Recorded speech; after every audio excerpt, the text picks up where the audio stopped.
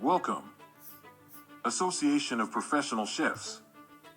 Culinary Education. Roles and responsibilities in the food industry. In this video, we will talk about hazard analysis critical and control points. What is H.A.C.C.P? H.A.C.C.P stands for Hazard Analysis Critical and Control Points. It is an industry standard preventative system designed to give a high level of food safety assurance. As such, the law requires all food handling premises to implement a food safety management system based on the principles of H.A.C.C.P.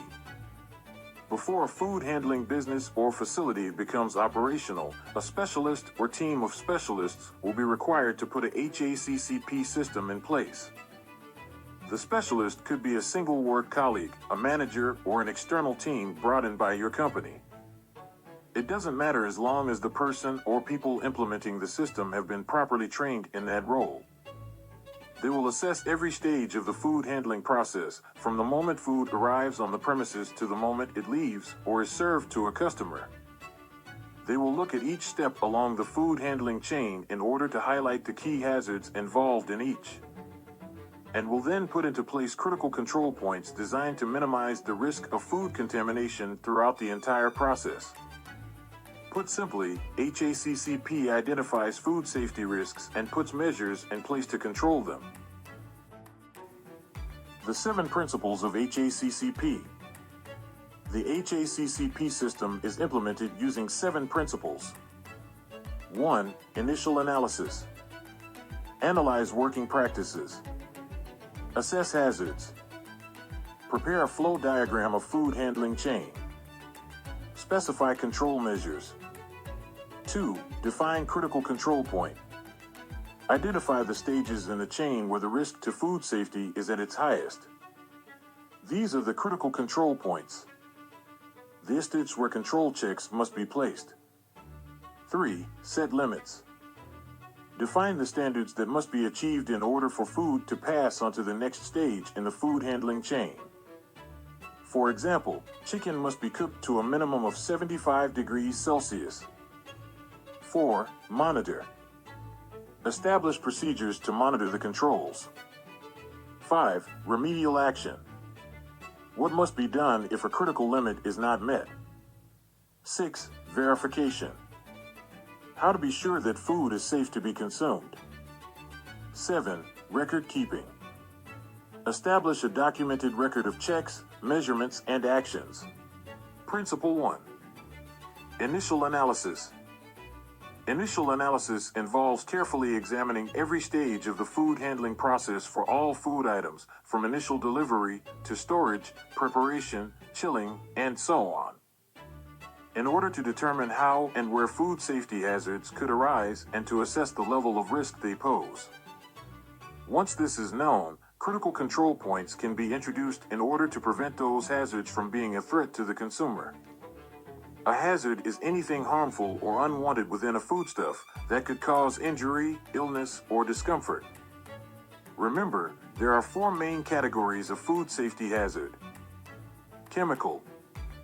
Toxic substances that could cause harm if ingested. For example, excess sanitizing fluid left on a work surface could contaminate ingredients. Physical. Non-living detritus that should not be present, e.g. a shard of ceramic from a broken wall tile. Microbiological. Bacteria, viruses, molds, and yeasts. For example, inadequate cooking time or temperature could result in the survival and growth of harmful bacteria. Allergenic. An allergen such as wheat, gluten, nuts, or milk being present in a food that should not contain it. Cross-contamination is the main hazard here. Principle 2. Define critical control point. A critical control point is the last point in the food handling process where a hazard can be controlled. It is not necessarily the point at which the hazard was introduced. It is the point at which the hazard must be dealt with in order to eliminate any risk to public health. There are 4 factors. A CCP could be linked to a number of different factors, such as time. For example, Food subject to hot holdings. Hot food that is not served immediately after cooking must be held at a minimum temperature of 63 degrees Celsius and can be held for no longer than 2 hours. So a CCP here would be the holding time. Records must be kept of the time hot holding began and the time the food was removed from holding. Hot holding for more than 2 hours is deemed dangerous, making the holding time a critical control point. Temperature. Using the same example, food that is held hot for service must be kept at a minimum of 63 degrees Celsius. Should the temperature drop below 63 degrees Celsius, the risk of spoilage would increase. So a record must be kept of the core temperature of hot held food at the point of display, and at regular intervals up to its 2-hour display limit. Date labeling. Foods must be labeled clearly at all stages of the food handling process. This is so that anyone who uses that foodstuff knows how long it has been there and whether it is fit for purpose.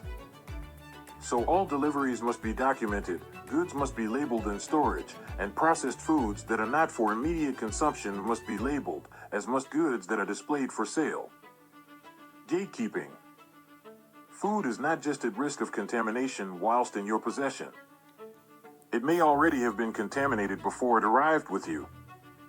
This is why all goods deliveries must be checked and documented. By ensuring that food is at the correct temperature, in good condition, and has been correctly stored at the point of delivery, you minimize the chance of contamination occurring in your own workplace. Principle 3. Set limits.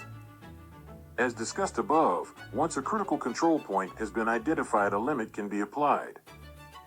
This could be an upper or lower limit, and could refer to temperature, time, dilution, or the number of times a process can be safely carried out. So, using the examples from Principle 2, the critical time limit for hot holding would be a maximum of 2 hours. Whereas the critical temperature limit for hot holding would be a minimum of 63 degrees Celsius. Once the CCP has been established, a suitable limit is placed on that CCP in order to maintain safe levels of food handling practice during a high-risk point in the chain. Principle 4. Monitor. So, the food handling process has been analyzed. From that analysis, critical control points have been identified and the relevant critical limits required to keep the process safe have been put into place. Now those critical limits must be checked to ensure that they are not breached.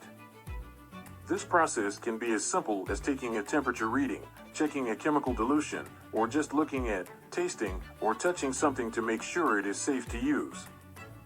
For example, by simply checking the date label on a piece of raw chicken, you will know whether that chicken is within its use-by date. By then looking at and smelling that chicken, you can further ensure that the risk of it being contaminated is minimal. If it looks and smells fine, you have no reason to think otherwise. When cooking that piece of chicken, by probing it to make sure that it has reached a minimum core temperature of 75 degrees Celsius, you can be sure that any bacteria that may have been present but could not have been detected through checking the date label, looking at, or smelling it, will have been heated to a level sufficient to inhibit the growth of harmful bacteria. So, for one single piece of chicken, 3 separate critical control points have been identified, 3 separate limits have been set, 3 separate checks have been made to monitor its safety. And the risk of harm through eating the chicken has been kept to the lowest possible level. Add to that the checks that were made when the chicken first arrived on the premises, the temperature checks that were made on the refrigerator in which it was stored, the controls that were put in place to ensure that the environment in which the chicken was stored, prepared and cooked were safe and hygienic, and that makes 6 separate critical control checks to ensure the food safety of one piece of chicken. This is how H.A.C.C.P works. Principle 5. Remedial action. Should food fail to meet a critical point requirement, measures must be taken to remove the risk from the system. This simply means making the food safe. If the food cannot be made safe, it must be removed. This could mean quarantining food for later inspection testing, or simply throwing it away. So, take our piece of chicken. It has been probed and its core temperature reads 70 degrees C. That the critical limit is a minimum of 75 degrees Celsius. At 70 degrees Celsius it is unsafe, Therefore, it poses a risk to health. In order to make the chicken safe, it must be cooked further until it reaches a core temperature of 75 degrees Celsius or higher. Once the critical temperature has been achieved, it can pass on to the next stage in the food handling chain. When the chicken failed to reach 75 degrees Celsius, it was cooked further until the required temperature was achieved. But if a critical limit cannot be met and food has to be removed from the food handling chain, investigation needs to be made into why the CCP failed. Who or what was responsible? Once the reason for the failure has been identified, actions must be taken to make sure that the system does not fail in the future. This could mean adding a new CCP or adjusting an existing one. Principle 6. Verification. This is where the system itself is checked.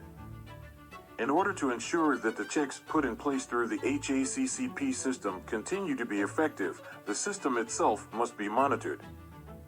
This is most commonly carried out through an audit, which will check that controls implemented at CCP are working. Monitoring methods are effective. Procedures are being followed and corrective measures, where necessary, have been taken. Continual review and improvement is undertaken. This all serves to close the loop on the system, ensuring that its objectives are being met. Principle 7. Record keeping. Finally, for the system to function properly, a clear and truthful record of all actions must be kept. A record will provide evidence of a control system being in place, corrective actions being taken, improvements being identified. This record is proof of all the measures you have taken to ensure that safe food handling and hygiene practices have been followed. Join the Association of Professional Chefs. Culinary education is becoming more and more important in the modern world. With the rise of global cuisines, there is a growing demand for chefs who are well-versed in different cuisines and cooking techniques. The Association of Professional Chefs provides aspiring chefs with the knowledge and skills they need to succeed in the culinary arts.